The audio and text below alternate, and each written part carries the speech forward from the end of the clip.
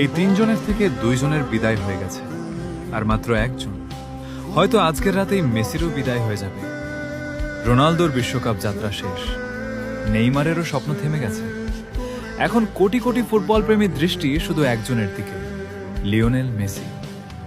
যদি আজকের রাতটা শেষ রাত হয়ে যায়, তাহলে শুধু একজন ফুটবলারের বিদায় হবে না, শেষ হয়ে যাবে কোটি কোটি মানুষের শৈশব, শেষ হয়ে যাবে এক সোনালী যুগের গল্প। যাদের খেলা দেখে আমরা ফুটবলকে ভালোবেসেছি, তাদের একজন একজন করে গুণ করে বিদায় নিচ্ছে। সময় থেমে থাকে না, কিন্তু কিছু বিদায় হৃদয়ে এমন দাগ কেটে যায় যা কোনোদিন মুছে যায় না। হয়তো আজও ইতিহাস লেখা হবে, কিন্তু সেই ইতিহাস যদি মেসির বিদায়ের হয়, তাহলে এই রাতটা ফুটবল প্রেমীদের কাছে সারা জীবন সবচেয়ে কষ্টের রাত হয়ে থাকবে। হয়তো আজও মেসি আমাদের নতুন আনন্দ উপহার দেবে, আবার হয়তো এটাই হবে বিশ্বকাপে তাকে শেষবারের মতো দেখার রাত।